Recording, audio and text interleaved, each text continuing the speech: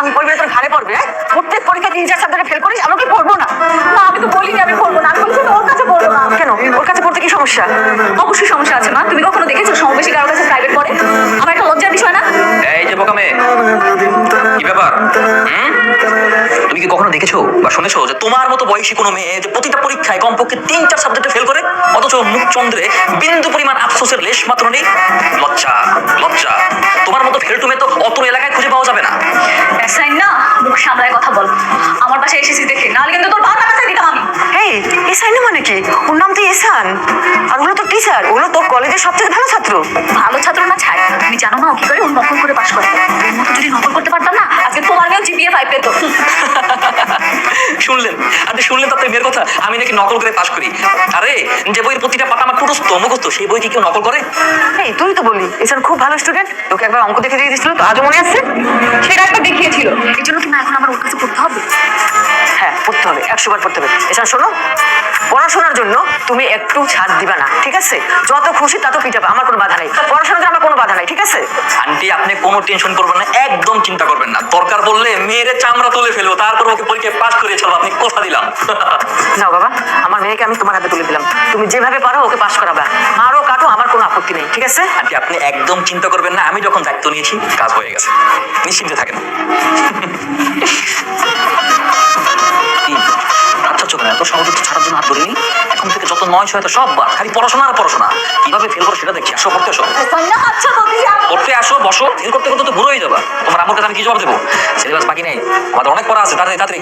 তোর এত বড় সাহস, তুই আমার ক্লাসমেট হয়ে আমাকে আসিস পড়াতে? আমি পড়বো তোর কাছে? চুপ! তুই মানে কি? হ্যাঁ, তুই তো করে কি? স্যারের সাথে কেউ তুই তো করে? আপনি ছাড়া কোনো কথা হবে না।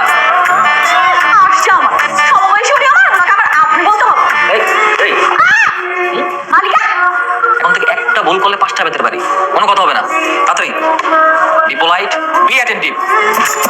আচ্ছা আমরা আজকে কি পড়তে পারি? আমরা আজকে সূত্র দিয়ে শুরু করি। এই যে আচ্ছা, এখানে 10টা সূত্র আছে, সুন্দর 10টা সূত্র মুক্ত করে ফেলো। ঢোক নামাও। এদিক বই কি এদিকে নাকি? এদিকে, এই যে বই দেখো, পড়ো। এই 10টা সূত্র পড়তে তো আমার সারাদিন লেগে যাবে। কেন সারাদিন লাগবে কেন? এগুলো 10 মিনিটের সূত্র, 10 মিনিট লাগে পড়তে। আমরা তো একই ক্লাসে পড়ি, তা আমি পারলে তুমি পারবে না কেন? এখন থেকে এগুলো পারতে হবে, পড়ো। কারণ জানি না তাই। জানি না বলে তো হবে না, এখন থেকে জানতে হবে, পড়তে হবে, শিখতে হবে, জানতে হবে, বুঝতে হবে। অনেক কিছু করছো এখন থেকে। ফেসবুকে, সোশ্যাল মিডিয়া, টিকটক সব বাদ, এখন শুধু পড়ার পড়া। সিলেবাস তো নাই, আউট অফ সিলেবাস। সব কিছু পড়তে হবে, তাড়াতাড়ি। একবার তোর বাইরে তখন স্কুল আছে, আমার গায়ে হাত তুলে না। কি ব্যাপার? কি ভাবছো? না স্যার, ভাবছিলাম যে এই সূত্রগুলো আসলে কিভাবে মুখস্থ করবো। হ্যাঁ গুড, ভালো লক্ষণ। শুরু থেকে এইভাবে অ্যাটেন্টিভ থাকবে সবসময়। আমি কিছু বুঝতেছি না, বুঝতে পারছি না বোঝার কি আছে? পড়ো। সারাদিন তো মাথার মধ্যে টিকটক, ফেসবুক এগুলি নিয়ে তো আসো। জোরে জোরে পড়ো, জোরে জোরে পড়লে বুঝতে পারবে কি না বোঝার কি আছে। এই যে বলতে তো কোনো কিছু। মাইরের প্রতিশোধ আমি মাইর দিয়ে নিব। কত বড় সাহস তুই চিন্তা কর, ও আমার মার সামনে আমাকে মারে, কিছু বলতে পারিনি। আজকে ছাড়বো কে আমি? হ্যাঁ কাজটা একদম ঠিক করেনি, একটু পড়াশোনা ভালো পারে বলে ভাব না। ওকে ছাড়বো আমি?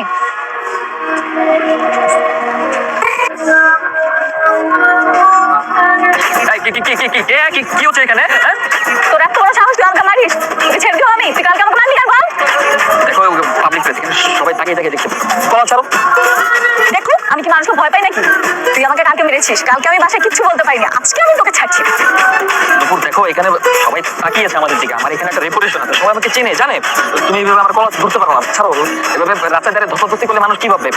তাছাড়া নতুন সার, আমি মাত্র আয়রন করে নিয়েছি, ভাগ করে যাবে তো। বাবা ছাড়ো না। তোর রেপুটেশন আছে, আমার রেপুটেশন নাই। আমি ভাসিত করার একটা মেয়ে, তুই বাসায় গিয়ে আমাকে আর মারবি? আর কোন দিন করবি বল? তো কি করবো? পড়াশোনা না পারলে কি করবো? আদর করবো নাকি? হ্যাঁ, তখন তো তোমার আম্মুই বলবে যে কি মাস্টার এনেছিস, পড়াশোনা মোটেও পারে না, বারবার স্টুডেন্ট শুধু ফেলই করে।